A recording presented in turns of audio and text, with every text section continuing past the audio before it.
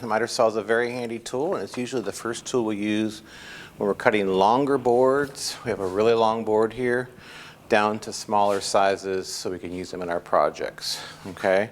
So in our 7 steps, it is rough cut to length. So we have a really long board here.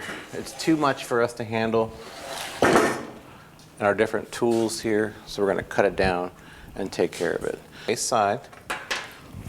Line up the blade, pretty darn good.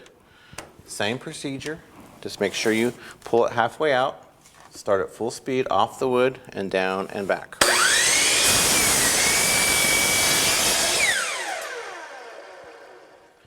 All right, I have my first chunk of wood, rough cut to length.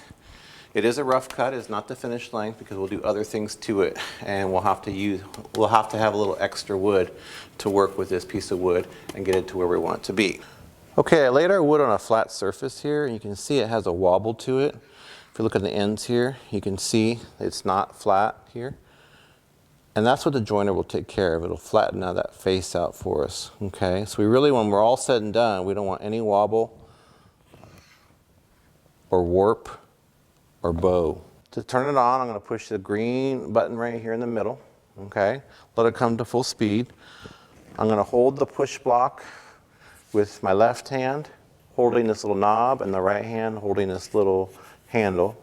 And it has a kind of a grippy surface on the bottom here. Okay, I'm going to push that through, all right, and take care of that face. Now it might not be done the first time, but I'll show you after each time I run it what it looks like. Okay, so here's what it looks like right now. It's pretty rough. It's not very smooth. Okay, and we saw how wibbly wobbly it was. Okay.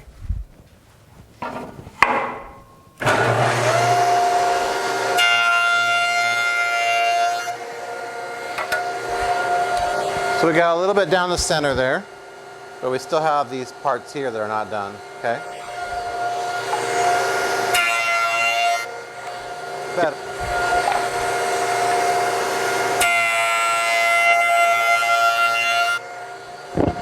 We're almost done. We got one more part left there to get.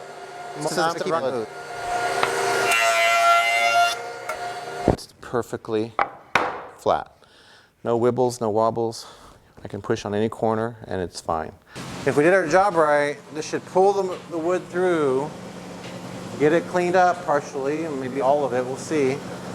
And then we can go ahead and go to the outfeed side and just grab it. It should do all the work for us. So let me go ahead and turn it on. Take the piece of wood. I'm going to walk over to the side. I'm just grabbing it as it comes out.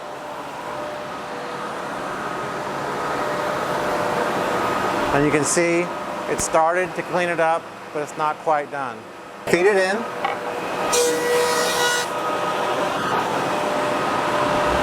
Looking really good. Both faces are now clean. There was our jointed edge.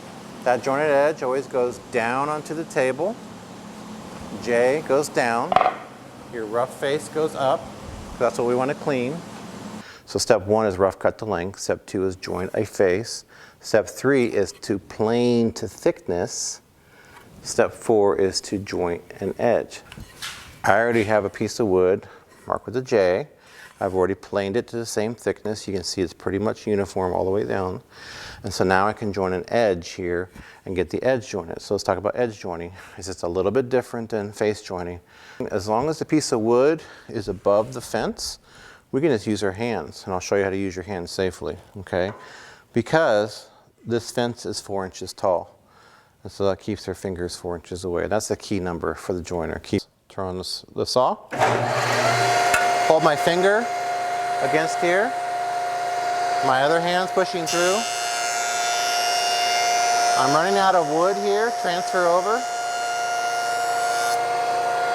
And most of the times you just need to do it once to get it done right.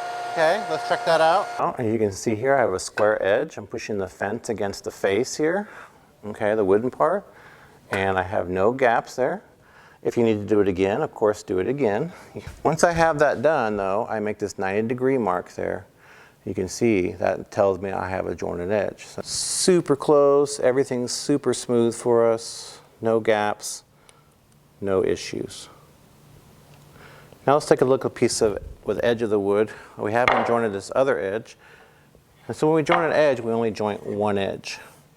Notice my mark again that I have for us. Saw on by pulling the pedal toward us. I'm pushing it through with my hands first. When I get about here, I'm going to pick up the push stick, push it through, all the way through. I'm going to turn the saw off. I am not going to reach over to get that, and I'm not going to grab that scrap piece of wood until the blade stops. And then I'm going to pull it out. Push it through and pull it away. Now we have a nice square end to measure from for step 7, cut to finished length. And I want to cut this off at 19 inches. So let's get where you can see. There's 19 inches. I would normally take a pencil and do this, but since I want you to see it really well, I'm going to use a pen. I'm going to mark 19 inches, and I'm going to make an X on my waist side. We've done that before on the miter saw. So now our blade is going to be lined up on the waist side of our line. We want to cut right on that line here. So it's going to be very particular how we line it up on the miter gauge to cut exactly 19 inches. I'm lining my blade up with it off on the waist side of my line. I'm eyeballing it straight down there, making sure this edge of the blade is just cutting right on the edge of the line. I'm pulling it back carefully so it doesn't move. So what I see a lot of kids do is they try to do this. They line it up, they get it all lined up, and then they pull it back. Well, that's not going to be accurate at all. You got to pull up the miter gauge and the piece of wood together, line it up, pull them back together, start up your saw, and cut it.